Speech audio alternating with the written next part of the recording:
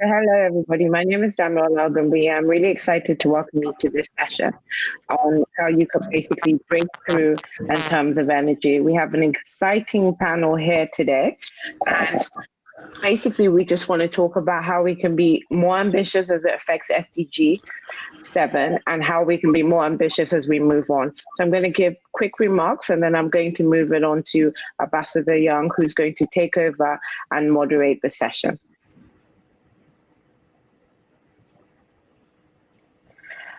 So hello again, and welcome to the breakout session on energy during the SDG 7 Business Forum. My name is Damlola Ogumbi. I am the CEO and Special Representative of the UN Secretary General for Sustainable Energy for All, as well as the co-chair of UN Energy. As we all meet virtually for the 75th anniversary of the UN General Assembly, the world continues to deal with an unparalleled economic, social, and environmental impacts from COVID. During these challenging times, the pandemic has reinforced how energy access can protect the most vulnerable. Energy remains the golden thread for development and at the heart of achieving our collective global goals of a more equitable, prosperous future for all. A clean energy transition is also pivotal to creating faster, more resilient progress on Paris Agreement. Sorry, at this point, could I ask everyone to go on mute if they're not talking, please? Okay, I apologize about that. Now moving on to the remarks. The latest Sustainable Development Goal 7 data shows that electricity access has continued to grow, but it's not growing fast enough, with 789 million people still lacking access today. And more worryingly is the 2.8 billion people, which is about a third of the world's population, that's unable to have access to clean cooking. Even before the COVID-19 pandemic hit, progress to meet universal energy access was too slow. The reality is COVID-19 risks derailing progress on energy access unless we all act now. In addition to all of this, the world faces a climate emergency for which energy is largely responsible. It is clear a new sense of urgency is needed. While COVID-19 creates a major challenge, it also creates an opportunity to reset and address slow progress. As the world continues to rebuild from the pandemic, countries are faced with a unique, once-in-a-generation opportunity to recover better by investing in sustainable energy.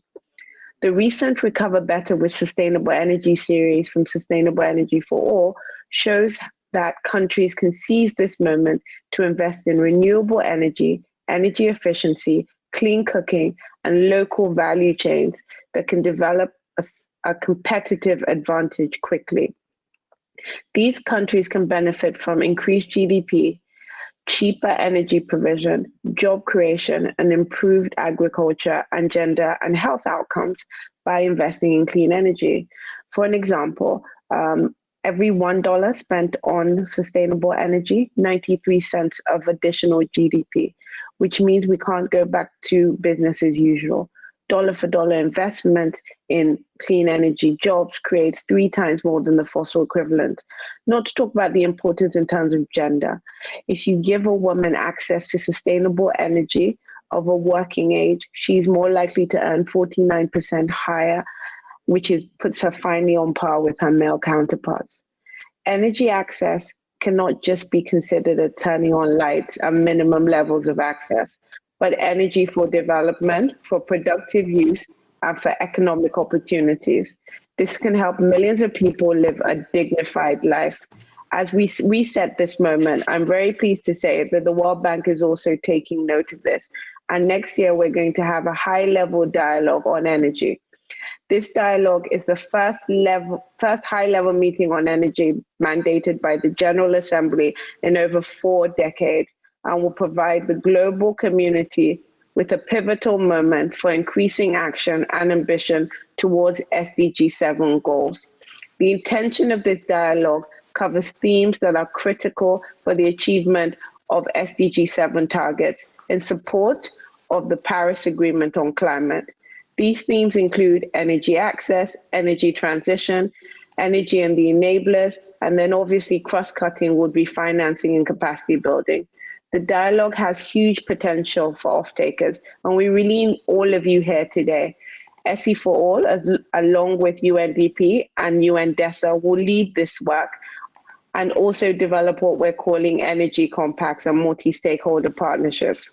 Ahead of a critical time of COP26 in Glasgow, it's important that we really raise the ambition and the momentum. So I'm very pleased now to welcome Her Excellency Ambassador Louis Young, the permanent representative, to moderate the rest of this session. Ambassador, the floor is yours.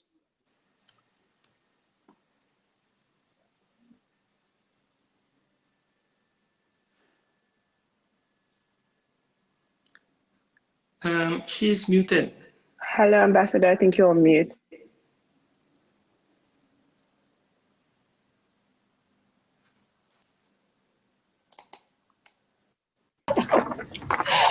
About that, I'm wasting time. Sorry.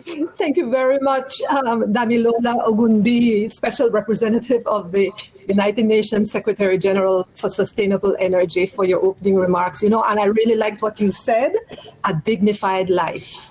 Isn't that what we all want? People just want to have a dignified life, to be respected, to have a dignified life. So thank you for those opening remarks, and thank you to the organizers for convening this important event. As the world is recovering from the COVID-19 pandemic, we have been presented with this unprecedented opportunity to build back better, greener, and clearer. And this not only enables economic recovery, but it also advances the 2030 agenda and the Paris Agreement. While the political will and commitment exist to transition to renewable energy and improve energy efficiency, many countries lack the resources and capital for the necessary investments. So I hope this dialogue will illustrate how the public and private sector can work together to unlock financing at the scale that is required. We have a very exciting panel of speakers today, and we hope to have a question and answer session with participants during at the end part of the whole of the session. So it is my pleasure to introduce the first speaker, Mr. Francesco Staris. Hope I got it right. Correct me if I'm wrong. Mr. Francesco Staris, who is the Chief Executive Officer and General Manager of Enel. Enel has developed a business model that is fully aligned with the objectives of the Paris Agreement and achievement of decarbonization of its energy mix within 2050 or by 2050. Mr. Staris, how do you structure your investments in the next decade to achieve that objective? You have the floor. Can you hear me now? And can you hear me? Is Mr. Staris here? Oh, there is it. I see a name. You see an empty desk because I am not able to switch the front camera. You see the rear of my desk. Can you hear me? Yes. Yes. Okay. So I'm sorry, I will not be able to show my face because this technology is complex for me. I will just, if you mind, just explain you what are we doing in this perhaps more difficult task, which is to get the money we need in order to match the objectives we have set ourselves for the next few decades. And as we set a path to fully decarbonize the company, which is pretty large. It's actually one of the largest in the world. To be fully decarbonized by 2050, we also set intermediate steps. The first of which was supposed to be a 2020 reduction of 25% of our emissions, which we actually established in 2015. We reached that goal in 2019 and therefore decided to be more ambitious. And we set science-based target initiative certified target of reducing the emissions of our fleet by 2030, so in the next decade, by 70%. That means that we will need to invest year on year on renewable energy and substitute thermal generation that we have with renewable energy. 2019 was the first year in which the combined production of decarbonized and zero carbon emission fleet that we have exceeded the production of thermal generation. So we went past the 50% threshold. We're going to be 70% by year 2030. To do that, we're focusing on three things. So one is, of course, a big effort on adding clean and affordable energy on the generation side. But on the second side, on the second point, digitize and reinforce all the infrastructure, the transmission and distribution infrastructure we have, because this is a key element of a decarbonized society. The decarbonized society has electricity as the main energy vector of the future, and therefore it's extremely important that electricity becomes not only affordable but also secure and resilient vis-a-vis what happens to the environment and to the weather events that become more and more frequent. So there are three things that we invest in: generation, all renewables, networks, make them more and more resilient. And the third is make electricity pervasive in the use of our daily life, not only for what we're used to have, but also for cooking, for heating, for transportation, and also for most of the industrial processes that today still use fossil fuels as their base energy medium. So this is what we are focused on. We are aware that it is an ambitious goal, and we know that it is not only going to be possible, but so far it has been economically successful. The bottom line of our company shows that pursuing this strategy is not only good for the planet, for the people living in the planet, but also for the shareholders of the company.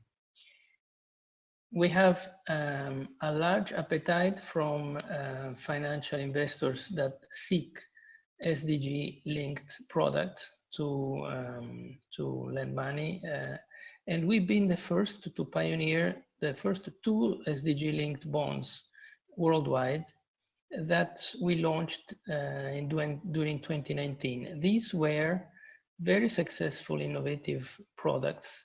And now we see other companies starting to use this new tool to tap on the large appetite that investors have for sustainable finance and initiatives.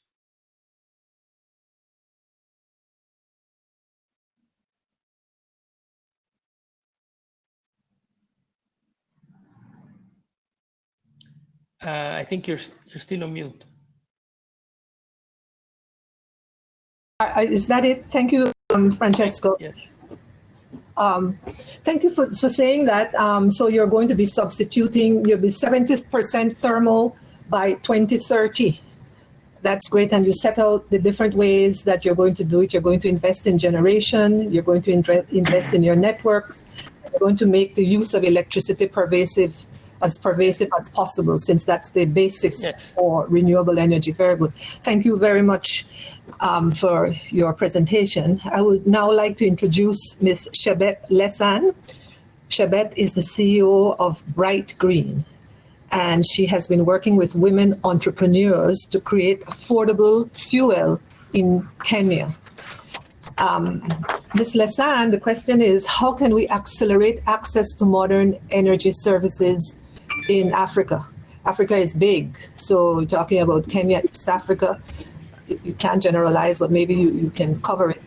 What are the best practices in mobilizing finance for clean energy according to your experience? You have the floor, Chebet. Okay, thank you very much. Thanks, Lois, and greetings, everyone. As you heard, my name is Chebet Lessan. I'm the founder of Bright Green. Bright Green is a startup, and we're based in Nairobi. Our focus is cooking energy, and we're working largely with vulnerable groups across Kenya. and the East African region. So I may be able to speak hone in on the East African region. So basically our work is recycling what we call post-harvest waste, which is waste that is left in the farms after harvests have been made. Typically it's burned because it's a nuisance to farmers. And so we really harness the potential of that waste. And then we use that waste and process it into fuels, which are easily adaptable by our customers. And they don't need much change in behavior and switching costs because the customers we're dealing with are very risk averse and also very, money tight.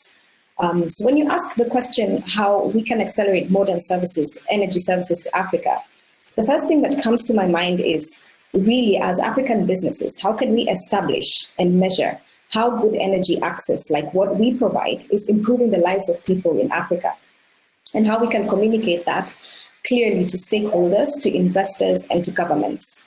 And perhaps to do this, we need a broader perspective of what the longer term outcomes of energy access, and in our case, cooking energy access, can do for communities, and also how the stronger collaborations between and communications between stakeholders in those potential outcome sectors. One of the gaps that we've identified during our startup journey has been the conversation around energy has been seen and perceived as a standalone. So this has played out in our conversations with government, as well as larger ecosystem players. They see us as an energy company. And we're starting to realize when we talk about energy access, we as a company are not deliberately drawing parallels between the importance of clean and affordable energy as a basic need and as an input to the success of other SDGs and other basic human rights. When Bright Green first started, we described ourselves as energy startup. But as we've gotten deeper into our work, we're beginning to understand that in as much as we are in the cooking energy space, our work is directly impacting the most basic human rights, even outside energy. So the onus is, how do we communicate that? We found, like, for example, by providing a cheaper fuel, we're reducing poverty, which is SDG number 1. Families initially were spending 50% of their income in cooking fuel. Now they no longer have to do that with solutions like Bright Greens. And one of the most eye-opening findings in our research has been that a lot of families are spending more money on accessing cooking energy than they are spending to buy the food itself. And this has really shifted our attention to how we can collaborate with other sectors. Like, for example, SDG 2, which highlights a lot on zero hunger. We realize that we need to get more of what the work that we're doing into this sector of zero hunger, because how families cook their meals has been left out of food security conversations. So really talking about the input of energy even in this sector. And mothers, by accessing their fuels, have enjoyed better well-beings. A lot of the mothers that we work with would initially go into forests to harvest fuel. But now we're giving them an opportunity to cook for their families more comfortably. We're seeing the children are learning better in school because they now have a meal in their tummies when they go to school. So just by accessing good energy source, we're able to impact this directly. We're able to see the impact we have in other SDGs, and we're able to even measure how we are impacting these other SDGs. So I think the role and the power we have as startups and as energy companies is to really speak about what good energy access means to African communities and how to bring and piggyback on other sectors and really speak about the importance as an input. I think it's a connection that we need to hone in on, we need to speak louder about, and the opportunity will really come in bundling the outcomes of the work what we do, and allowing that collaboration across sectors to come out very clearly and to draw enough attention to this potential. I think with regards to how we can, collaborate with other sectors like investment and governments is, I think the role of context is very important. Different regions need different solutions. So investors, a lot of times we've seen in our journey, have shied away from what seems different and what seems risky for them, because this is perhaps something that is not very relevant in their context, but is in ours. So I think appreciating that contextual difference is also going to play a huge role in ensuring that the startups that have working in the energy space and are doing things that are working do find that right investment. Something else I think is investors could also de-risk some of the energy development projects. We've seen very huge and very big budget, expensive projects that have been plug and play, solutions from other parts of the world that don't necessarily take off in Africa. So one of the things that we think could be a potential way to really get this space invested in and actually see potential results is by looking at what I call, step-in or drop-in solutions, things that can have an impact quickly as we think about how to bring on more sophisticated solutions in this space. With regards to government support, I think there is potential for startups to collaborate with government. We did have a lot of challenges when we first started because, for example, the product that we were, designing and developing was not the parameters to test it were not readily available in our country at that time. So we had to be a little bit innovative in how we approach that and how we design that. But one of the ways governments could create more enabling environments is perhaps to find a way to react quickly to what the startups are doing in the energy space, and also create that environment through things like developing parameters and ensuring that it's enabling for people to be able to innovate quickly in the space.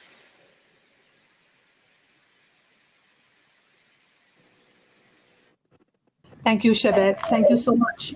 What you said was interesting, which is that families spend accessing energy and they spend on the actual food that they have to cook, and that's not right. And so I love what you said about you have to integrate access to energy into the eradication of world hunger, zero hunger in the world. I mean, if they go together, like a hand in glove. So it works. Absolutely. Sometimes the obvious is and so you connect the SDGs, and then you need to piggyback on other sectors and then bundle the outcomes. And also the second thing that you said, which is that different regions need different solutions. So we're getting some nuggets here. Everyone is making notes because it's great stuff that's coming out, information. Thank you very much, Chebet. Our next speaker is Dewey Dialander, the Deputy Executive Director and Head of Sustainable Investments at PKA, where she works with integrating ESG in investments. You can tell me what that acronym means, and optimizing business through sustainable investments.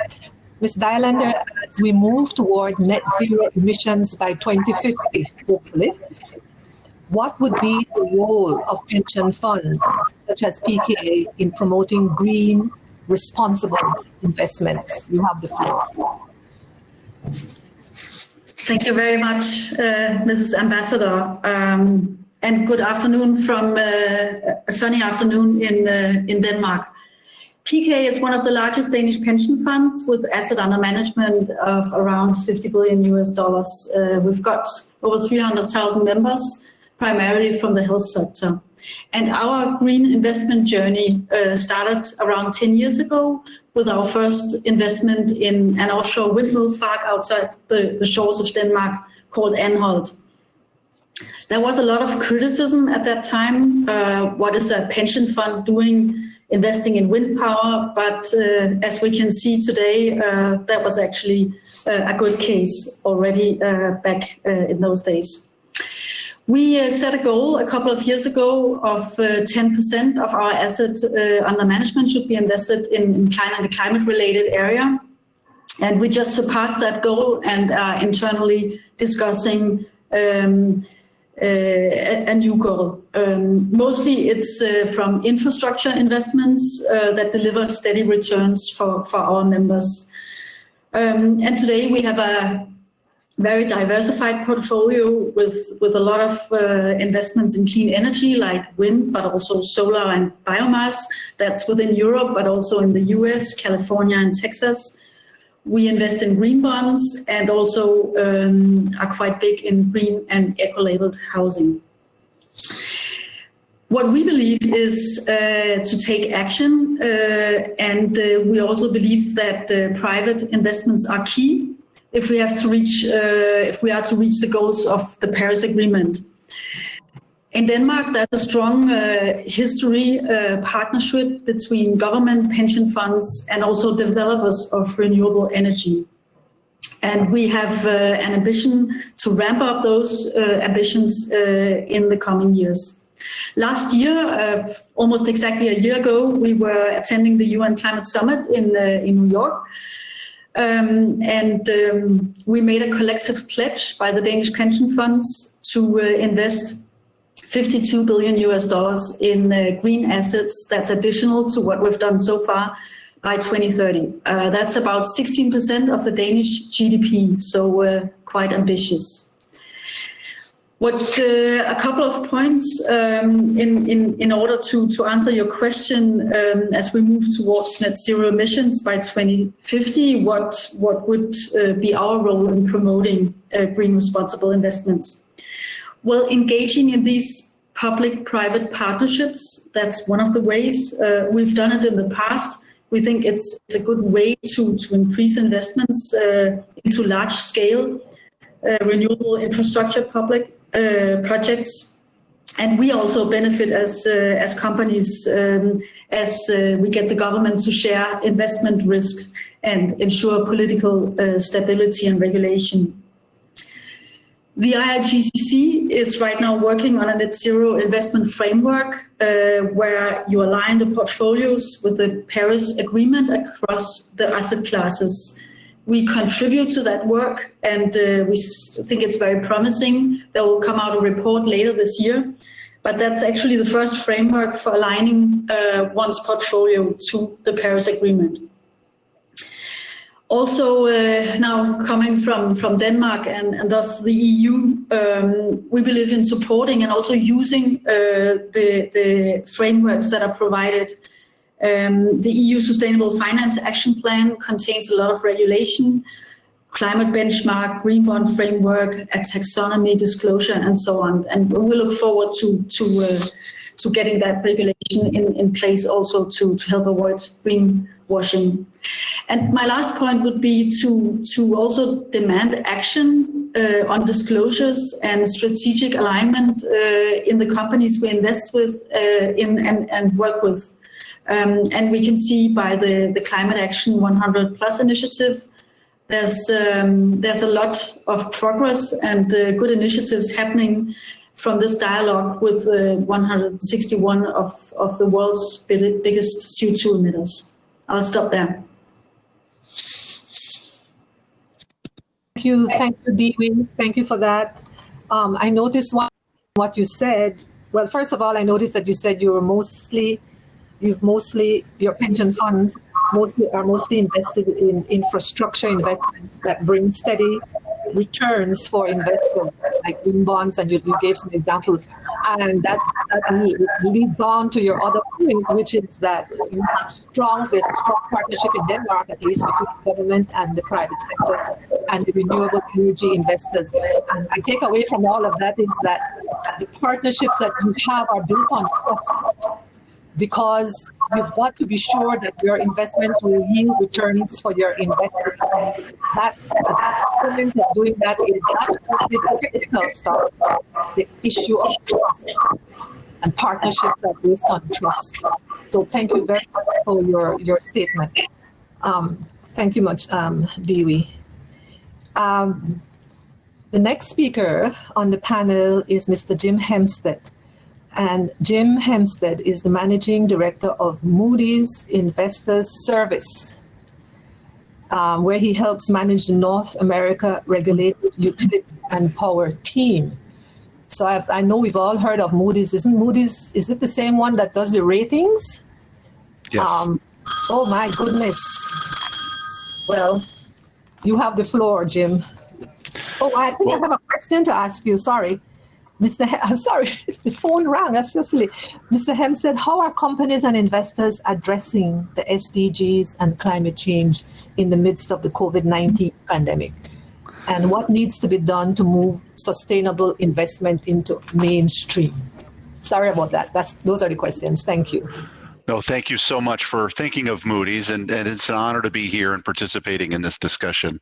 Let me just start by saying that at Moody's, as a credit rating agency, we do try to bring clarity, knowledge, and fairness to a more interconnected world and the capital markets. And in order to do that, we have to be principled and inclusive, which is why we support the Sustainable Development Goals, and we stand unequivocally against racism and inequality. Now, with respect to how companies and investors are addressing the SDGs and climate change in the midst of the coronavirus pandemic, I'm going to focus on global infrastructure, which is doing very well. We rate almost $4 trillion of global infrastructure debt, and the vast majority of these sectors is proving to be very well insulated from the demand shocks associated with the coronavirus. As critical infrastructure assets, you could think of utilities, airports, seaports, toll roads, and things of that nature. And they are all exhibiting great resiliency with respect to their business models and their revenue collection structures and their liquidity. But none of these sectors is immune from long duration economic distress, and so we have to continue to monitor that. In terms of credit rating actions in the first half of 2020, we took over 600 rating actions across the globe, 152 downgrades, and 364 rating affirmations. Those downgrades mostly occurred in developing regions across Asia, Latin America, and the Middle East and Africa, and they mostly occurred for companies and issuers that were already non-investment grade. And we did assign 26 rating upgrades as well. So we continue to perform even during these unusual times. With respect to climate change, the process of decarbonizing the power grid continues. And what we see is that the pace of decarbonization is accelerating. Utilities are having the biggest impact on this in terms of driving out greenhouse gas emissions from the stack. The economics around renewable energy with wind and solar and storage, they continue to fall. And that economic reality, combined with the backdrop of very low capital costs and customers that are asking for clean energy to meet their supply needs, is driving fossil fuel power onto the margins. Now, from a social perspective, it's important to note that critical infrastructure assets, they have a high percentage of employees that have to report to work, even during a pandemic. And we're happy to say that so far, these companies and organizations have done very well at protecting their employees during these unusual times. We see utilities, for example, waiving disconnect fees and deferring rate cases and other customer bill payments and accelerating customer credits in an effort to mitigate the financial impact that people are experiencing right now with the pandemic. These credentials around customers, communities, and their employees position infrastructure companies to benefit from the rise of sustainability and impact investing. And with respect to what can be done to move sustainable investment into the mainstream, I think the answer to that question is transparency. Infrastructure assets are long-lived and capital-intensive, so we do see a significant increase in the amount of investors looking at these assets as part of their sustainable impact and investing portfolios. We think that that will eventually translate into differentiation of a company's cost of capital. And at Moody's, our objective is to explain how these considerations impact the credit analysis. And to that effect, this morning, we published a special report, a request for market comment about how we incorporate environmental, social, and governance issues into our credit analysis. And we describe exactly how we're doing that. And that report will be open for public comment for about 30 days. I encourage anybody who wants to take a look at that and provide feedback to please do so. And let me just close.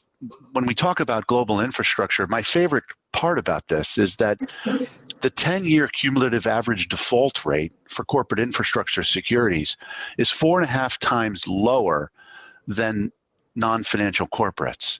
And so that's an important consideration.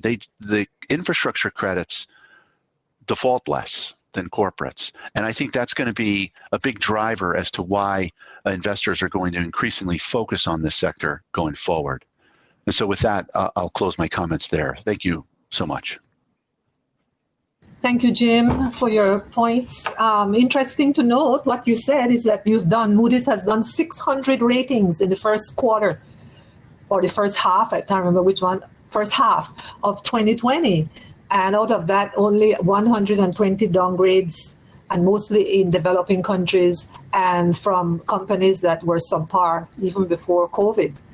That's interesting to note. But then you went on, and also important, I think we've heard the message, in fact, it's coming through with all these speakers, is transparency is needed in order, and that will, the more transparency you have, the more that will translate into the country's cost of capital. So we all know what transparency means. We don't have to go, you described it, we all know what that entails, good governance and good management and all the rest of it. Thank you very much, Jim, for that. It is now my pleasure to introduce my dear colleague, Ms. Heidi Schroeder, let me get it right, Ms. Heidi Schroeder-Fox.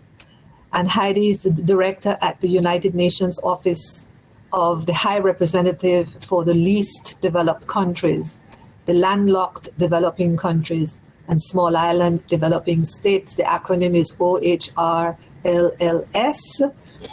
And she's a supporter of these groups, works hard for us. We appreciate it. Heidi, one question. What should be done to attract investments for clean energy, such as the LDCs, the LLDCs, and the SIDS, to ensure that we leave no one behind? LDCs, least developed countries, LLDCs, landlocked, least developing countries, and small island developing states. Heidi, you have the floor. Thank you very much, Ambassador Young, and thank you for your kind words. Fellow panelists, excellencies, ladies and gentlemen, it's a great pleasure to be here with you and participate in this very important discussion on catalyzing finance and investment for the achievement of SDG 7. So as Ambassador Young has kindly already mentioned, my office supports the least developed countries, landlocked developing countries, and small island developing states. And these are 91 most vulnerable countries, almost half of the UN member states, with a total population about 1.1 billion people live in these countries. And all of these groups of countries face significant challenges across the three dimensions of SDG 7, which is, of course, access, efficiency, and renewables. So this issue is very important to the countries, and they are increasingly incorporating access to reliable, affordable, and renewable energy to their national development plans. Natural resource endowments, including solar, hydro, geothermal, and wind, provide these countries already comparative advantages in achieving clean and accessible energy. However, despite this growth potential, LDCs, LLDCs, and SIDS are rarely benefiting from large-scale investment to the same extent as other developing countries. So, for instance, public financial flows to developing countries in support of clean and renewable energy reached a total of $21.4 billion in 2017, but only 12% of this was directed to the least developed countries.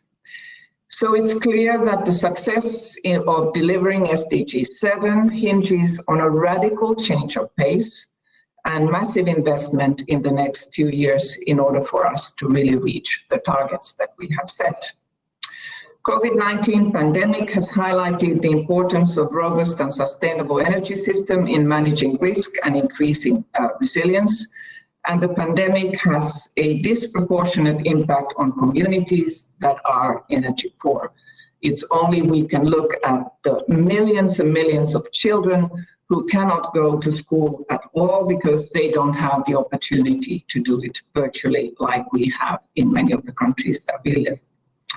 So linked to the recovery, there's also a growing global momentum for a clean energy transformation, and working together with development partners, private sector, and investors, these vulnerable countries can truly leapfrog to renewable technologies.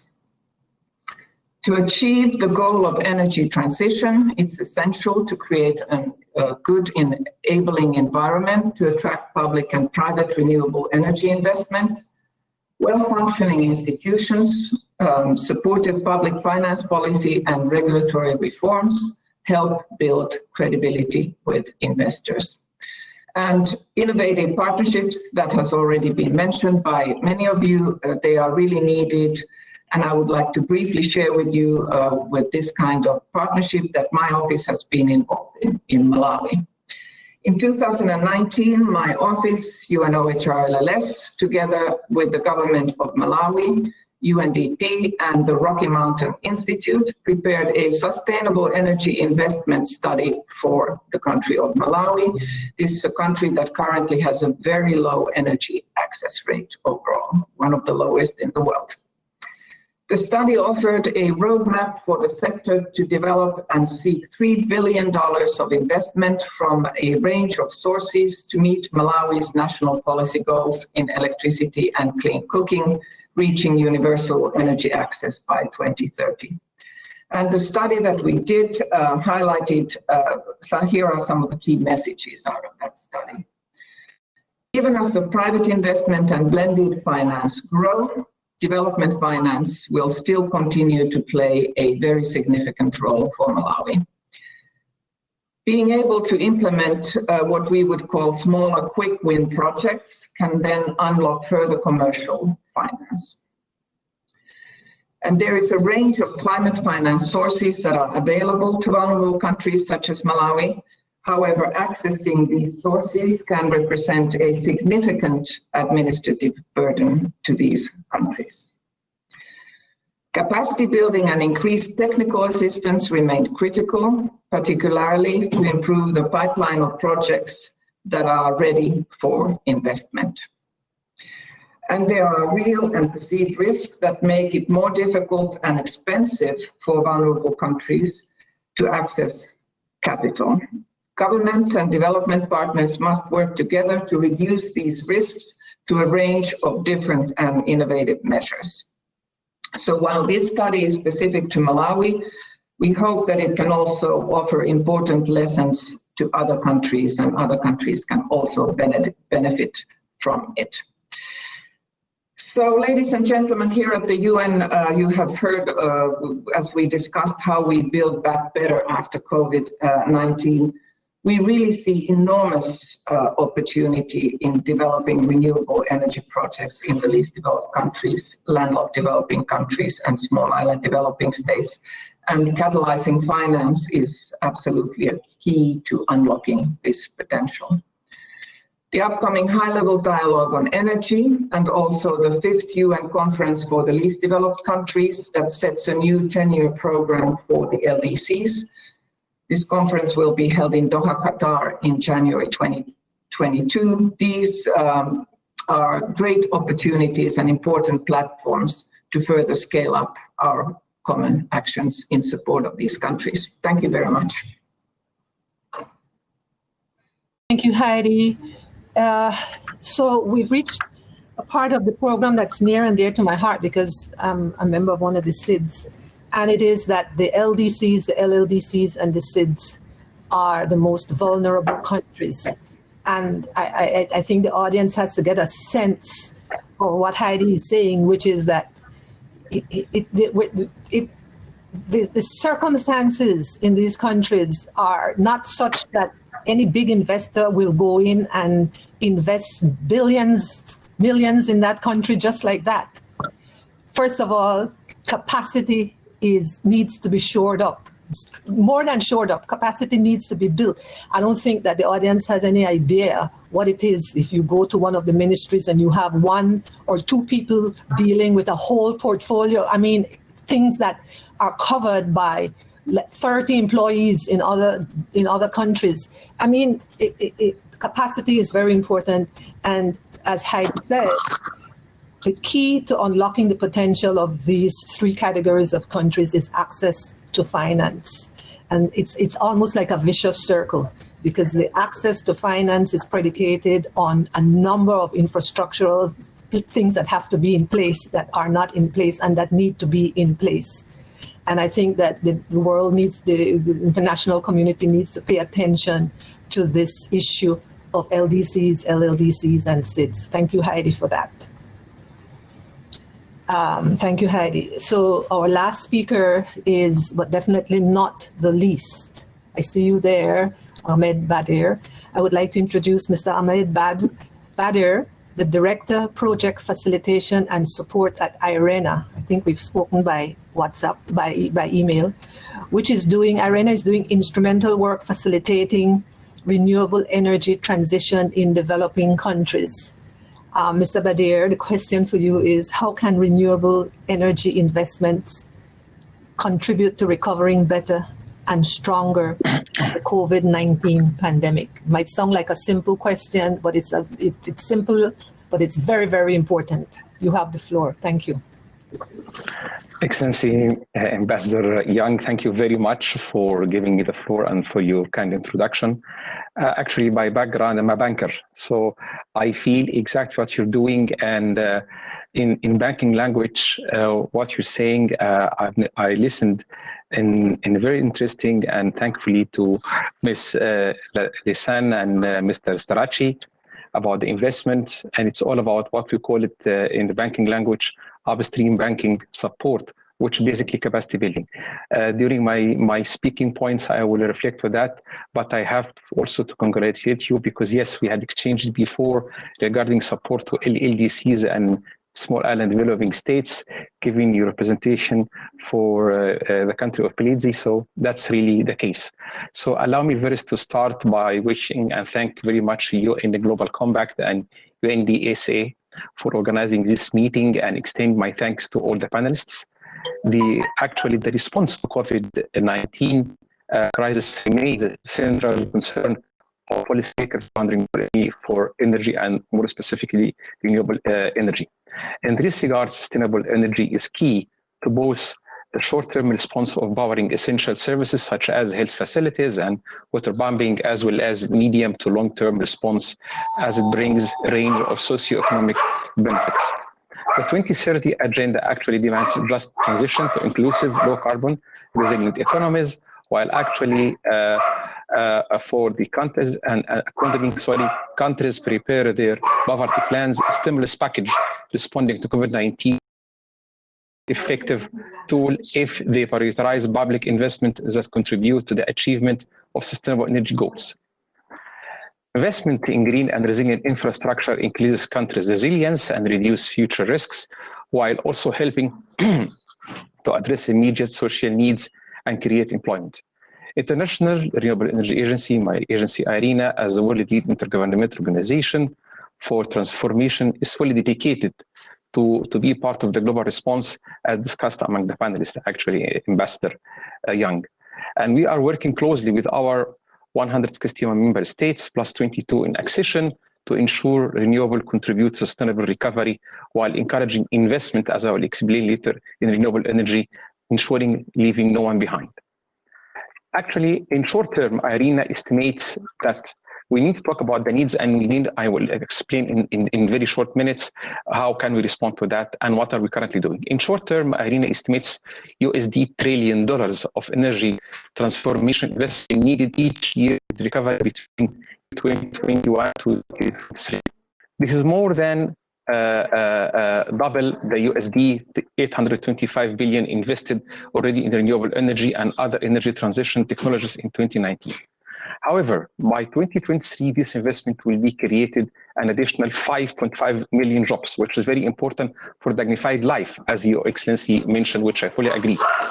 Actually, every $1 million invested will create, as per our calculation, 25 jobs in renewables.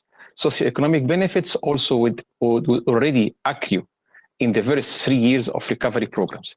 And indeed, recovery investment linked to the energy transition would boost GDP globally by an additional average of 1% per year. And actually also we believe this is to be critical aspect and compelling argument for placing energy transformation at the heart of economic recovery.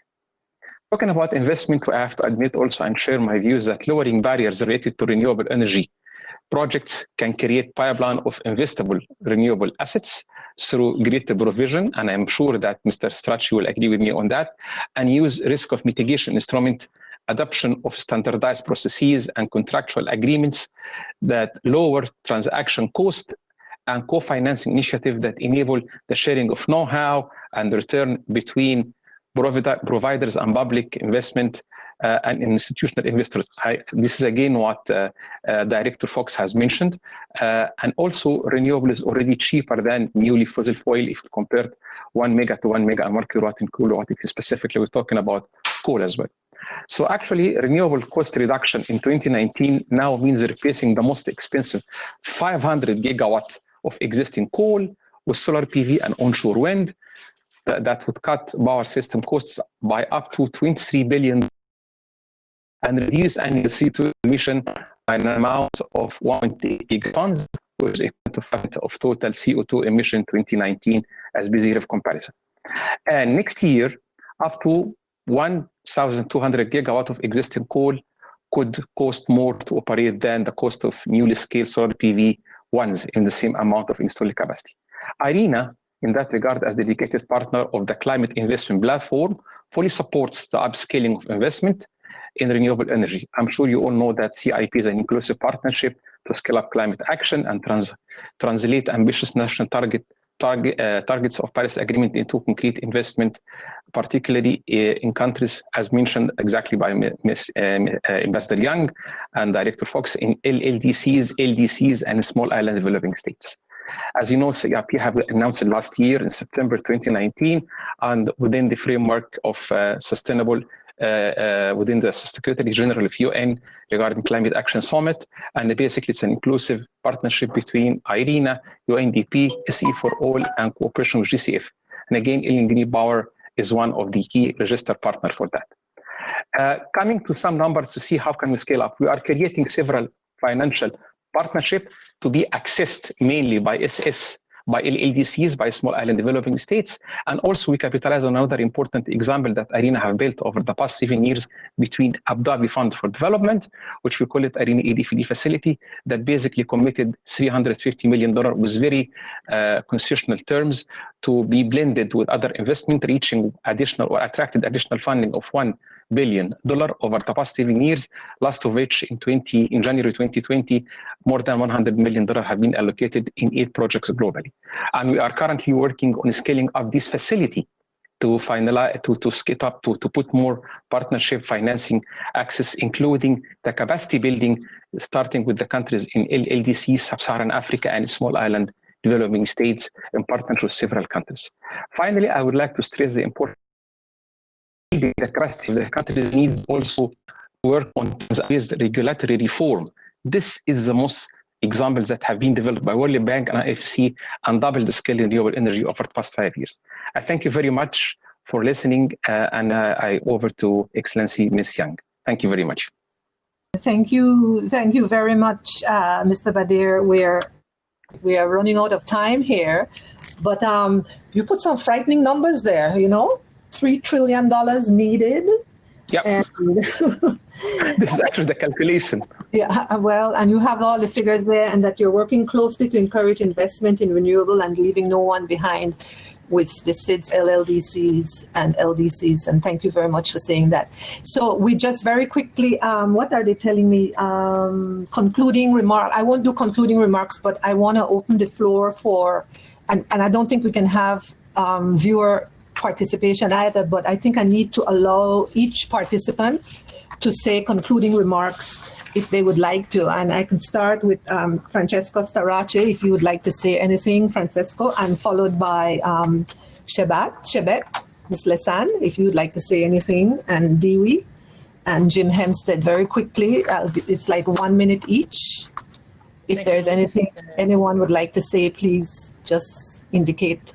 Thank you very much, Francesco. You have the floor. Thank you. I'm also happy that finally I was able to come and be visible. I have to say that I am completely in agreement with what Ahmed just said on the magnitude of the effort and the positive externalities that come with renewable energy. That is not only economically viable on an increasing footprint worldwide, but also brings about a lower risk, a better job creation potential, and a stronger radication with local societies and communities. So there's a lot of positives that are not reflected only in the competitiveness on the energy price.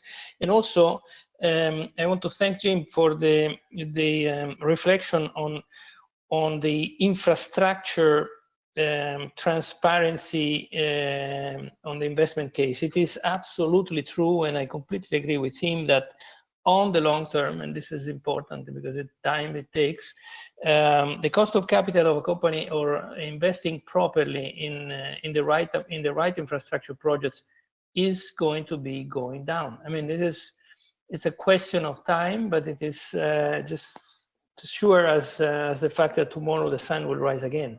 So thank you again for this very interesting panel. I really have no words because the time is limited, but all the panelists gave me a lot of enlightenment. And thanks, Lois, for being patient with me at the beginning. Anyone else would like to make some concluding remarks? Dewey, you have the floor. Thank you from Denmark. Thank you very much. I'll keep it short.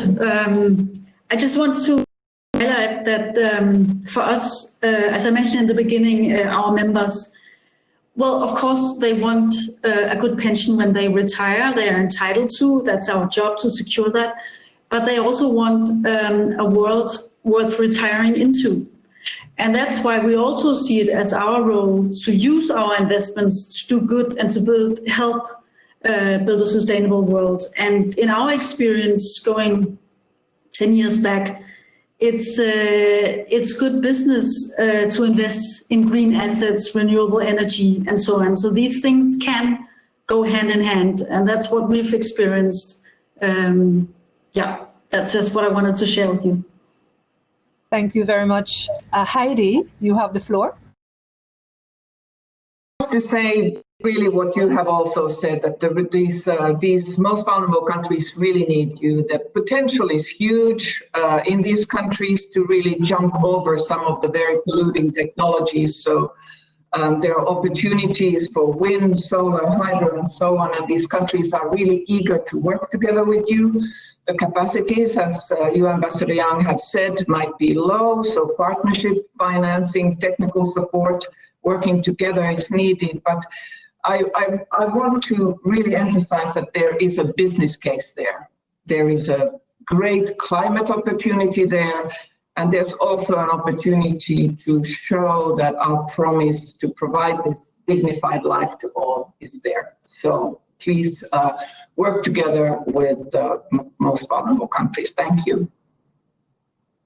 Heidi, so I think this is the end of it, and we'll take away very quickly a dignified life for all.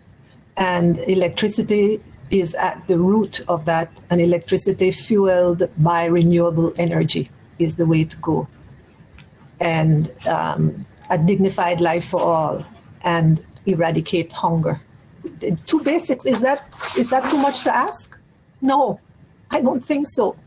Thank you all. Thank you all. Thank you, and we'll say goodbye. I'm sorry, 1 hour is not enough, but that's it. Yeah. Thank Bye-bye. you. It was a pleasure. Bye, Lois.